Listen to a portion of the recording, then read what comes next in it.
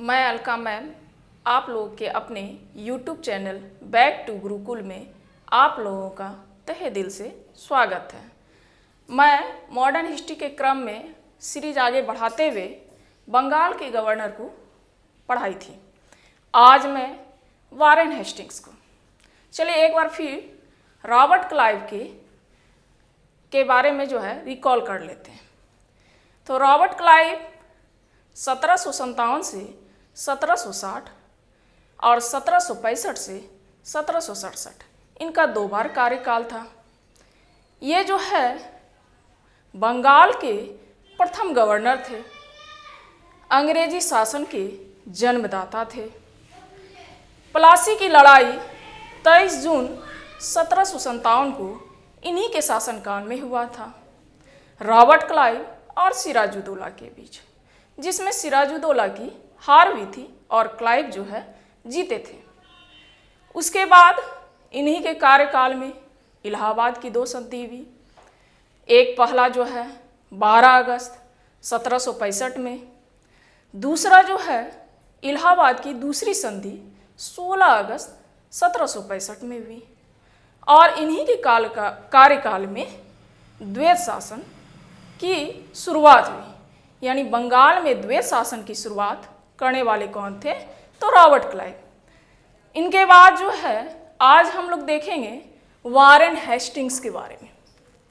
Warren Hastings का काल जो है 1772 से 1785 का कार्यकाल था। 1772 से 1785 का किनका कार्यकाल था? वारेन हेस्टिंग्स का।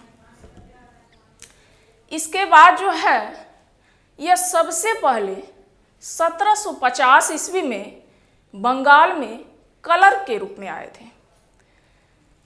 बंगाल में कलर के रूप में आए थे।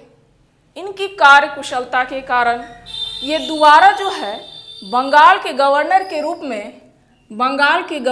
रूप में ठीक है 1772 ईस्वी में बंगाल के गवर्नर के रूप में आए। 1772 ईस्वी में बंगाल का गवर्नर इनको बनाया गया इनकी कार्यकुशलता के लिए। आगे 1773 ईस्वी में रेगुलेटिंग एक्ट के तहत 1774 ईस्वी में इनको बंगाल के गवर्नर की जगह बंगाल का गवर्नर जनरल, यानी बंगाल के अंतिम गवर्नर जो है वारेन हेस्टिंग्स और बंगाल के प्रथम गवर्नर जनरल वारेन हेस्टिंग्स, किसके तहत? रेगुलेटिंग एक्ट के तहत बंगाल का प्रथम गवर्नर जनरल रेगुलेटिंग एक्ट के तहत वारेन हेस्टिंग्स को बनाया गया। उसके बाद आगे देखिए 1772 ईस्वी में बंगाल में द्वैत शासन की समाप्ति। तो बंगाल में द्वैत शासन को लाने वाले कौन थे? Robert Clive. और बंगाल में द्वैत शासन की समाप्ति करने वाले कौन थे? तो वारेन हेस्टिंग्स। लाने वाले क्लाइव और समाप्त करने वाले वारेन हेस्टिंग्स। अब आगे देखिए, चूंकि ये बंगाल के गवर्नर जनरल बन गए हैं, हेस्टिंग्स के समय ही रेगुलेटिंग एक्ट के तहत 1774 ईस्वी में कलकत्ता में एक उच्च न्यायालय की स्थापना की गई।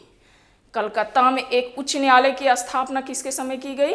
वारेन हेस्टिंग्स की, जिसमें जज के रूप में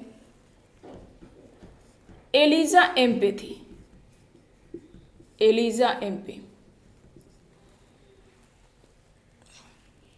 कलकत्ता में एक उच्च न्यायालय की स्थापना वारेन हेस्टिंग्स के समय की गई और जज के रूप में एलिजा एम्पे को बनाया गया। उसके बाद आगे देखिए, एक बंगाली जो है नंद कुमार थे, उन्होंने वारेन हेस्टिंग्स पर एक आरोप लगाया। क्या आरोप था? कि उन्होंने मीर जाफर की जो विधवा थी मुन्नी बेगम, उनसे घूस लिया है। किसके एवज में? तो बंगाल के नवाब के पद देने के एवज में, बंगाल के नवाब के पद देने के एवज में उनसे घूस लिया। वारेन हेस्टिंग्स ने उन्हीं पर जो है यह आरोप सिद्ध करके न्यायालय में उसे फांसी की सजा दे दी। ठीक है। और उसके बाद जो है पिट्स इंडिया एक्ट के विरोध में इस्तीफा देकर जब वारेन हेस्टिंग्स कहाँ पहुँचे, ब्रिटेन पहुँचे। फिर उन्होंने क्या किया, पिट्स जो है इंडिया एक्ट के विरोध में जो है इस्तीफा देकर जब वो वारेन हेस्टिंग्स ब्रिटेन पहुँचे तो वहाँ वर्क द्वारा जो है उन पर महाभियोग लगाया गया। यह महाभियोग जो है लंबे समय तक चला, यानी 1788 से 1793 ईस्वी तक उन पर विरोध जो है महाभियोग लगाया गया। बाद में ब्रिटिश पार्लियामेंट ने इस आरोप से उनको मुक्त कर दिए और 1784 ईस्वी में एशियाटिक सोसाइटी की स्थापना विलियम जोन्स के द्वारा किया गया। 1784 ईस्वी में एशियाटिक सोसाइटी की स्थापना विलियम जोन्स के द्वारा किसके समय किया गया, वारेन हेस्टिंग्स के समय किया गया। वो आगे बढ़ाते हुए लॉर्ड कॉर्नवालिस का कार्यकाल जो था 1788 से 1793 ईस्वी में।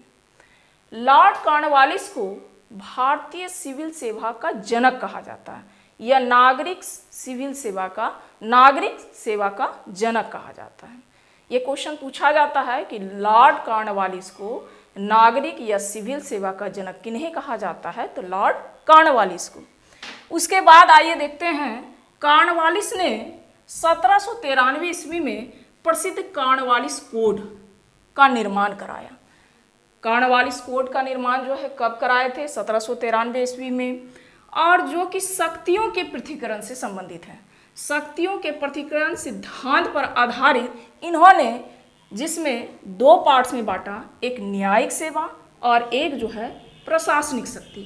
आज भी जो है भारत में, भारतीय संसद में शक्ति का पृथक्करण है, जिसमें कार्यपालिका, व्यवस्थापिका एवं न्यायपालिका है। और कॉर्नवालिस कोड में जो है शक्ति का पृथक्करण के तहत न्यायिक सेवा एवं प्रशासनिक शक्ति की व्यवस्था थी। सिविल सेवा के अधीन जो है इन्होंने उच्च पदों की नियुक्ति, जिसमें कलेक्टर थे, दरोगा थे, पुलिस थे, पुलिस थाने की जो है स्थापना की और पुलिस कर्मचारियों की नियुक्ति की। कलेक्टर, दरोगा, उच्च पदों की नियुक्ति, पुलिस कर्मचारी इत्यादि इन सब पदों की नियुक्ति किसके शासनकाल में हुई, तो लॉर्ड कॉर्नवालिस। आगे जो है लॉर्ड डलहौजी के शासनकाल में सिविल सेवा की प्रतियोगिता परीक्षा प्रारंभ हुई, लेकिन पदों की नियुक्ति इन्हीं के समय में हुई। उच्च पदों की नियुक्ति जो है लॉर्ड कॉर्नवालिस के समय हुई। उसके बाद जो है इसके समय में 1793 में अस्थाई बंदोबस्त आया। 1793 ईस्वी में अस्थाई बंदोबस्त आया। ये अस्थाई बंदोबस्त क्या था, जिसमें जो है कंपनी को जो है जमींदार जो है भूमि कर के रूप में बिहार, बंगाल और उड़ीसा को जो है भूमि कर के रूप में वसूलते थे ये लोग, जिसमें 90% जो है भूमि कर से जो है दिया जाता था जो है कंपनी को, और 10% खुद जो है जमींदार रखते थे। देखिए फिर से, जिसमें अस्थाई बंदोबस्त के तहत बंगाल, बिहार और उड़ीसा, उड़ीसा में भूमि कर योजना लागू की गई, जिसके तहत जमींदारों को भू राजस्व का जो है 90% कंपनी को देना होता था और 10% जो है जमींदार खुद रखते थे। और यह जो है किसके द्वारा लाई गई थी, तो सर जॉन शोर के द्वारा। ये योजना जो है सर जॉन शोर के द्वारा लागू की गई थी। क्या चीज, अस्थाई बंदोबस्त। अस्थाई बंदोबस्त जो है लॉर्ड कॉर्नवालिस के द्वारा लाई गई। चलिए आगे देखते हैं हम लोग लॉर्ड वेलेस्ली को।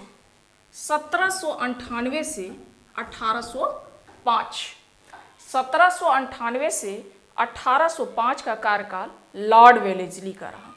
इसे बंगाल का शेर कहा जाता है। ये प्रश्न पूछता है, ठीक है, कि बंगाल का शेर किन्हें कहा जाता है, तो लॉर्ड वेलेस्ली को। उसके बाद आगे देखते हैं, इन्हीं के समय में सहायक संधि भी थी। यह सहायक संधि क्या थी, तो चूंकि उस समय जो है यहाँ फ्रांसीसी थे, अंग्रेज थे, तो अंग्रेज नहीं चाहते थे कि और किसी का यहाँ पर पैर पसरे, तो उन्होंने फ्रांसीसियों का भय को समाप्त किए और अपना ब्रिटिश जो है विस्तार किए। फ्रांसीसियों के भय को समाप्त किया, कहाँ? भारत में, और ब्रिटिश राज्य का विस्तार किया भारत में, ये सहायक संधि के द्वारा। और इस सहायक संधि में सबसे पहले सामने आए हैदराबाद के शासक ने इस जो है सहायक संधि को स्वीकारा। तो ये भी क्वेश्चन पूछा जाता है कि सहायक संधि को स्वीकारने वाले प्रथम शासक कौन थे? तो हैदराबाद के शासक थे। सहायक संधि किसके समय हुई? तो ये जो है लॉर्ड वेलेस्ली के काल में हुई। बंगाल का शेर के रूप में किसे जाना जाता है? तो लॉर्ड वेलेस्ली को जाना जाता है। इनके काल में एक और जो है वसीम की संधि हुई। ये वसीम की संधि क्या थी? तो अंग्रेज और मराठा पेशवा बाजीराव के बीच जो है ये वसीम की संधि हुई। तो जो है चूंकि पूछा जाता है कि वह वसीम की संधि किनके किनके बीच हुई? अंग्रेज और मराठा पेशवा बाजीराव के बीच हुई। और इनके काल में जो है एक घटना और घटी, चौथी आंग्ल मैसूर युद्ध। 4 युद्ध हुआ था, ठीक है। और इस जो है ये जो है ज़्यादा इम्पोर्टेंट है क्योंकि इसी में टीपू सुल्तान की मृत्यु हो गई थी। अंग्रेज और टीपू सुल्तान चौथे आंग्ल मैसूर युद्ध में जो है, चौथे आंग्ल मैसूर युद्ध जो 1799 ईस्वी में हुई, और 1799 ईस्वी में अंग्रेज और टीपू सुल्तान के बीच हुई, और टीपू सुल्तान की इसमें मृत्यु हुई। फिर से एक बार बोलते हैं, बंगाल का शेर के रूप में किन्हें जाना जाता है? लॉर्ड वेलेस्ली के काल में। इनके काल में 2 संधि हुई, सहायक संधि और एक वसीम की संधि। सहायक संधि क्या था? तो अंग्रेज ने फ्रांसीसियों को भारत में इसके भय को समाप्त किया और अपना जो है साम्राज्य का विस्तार किया। और वसीम की संधि किनके किनके बीच हुई? तो अंग्रेज और मराठा जो है पेशवा बाजीराव के बीच हुआ। और इन्हीं के समय में एक चतुर्थ आंग्ल मैसूर युद्ध जो है अंग्रेज और जो है टीपू सुल्तान के बीच हुआ, जिसमें टीपू सुल्तान की जो है मृत्यु हुई। चलिए, थैंक यू, जय हिंद।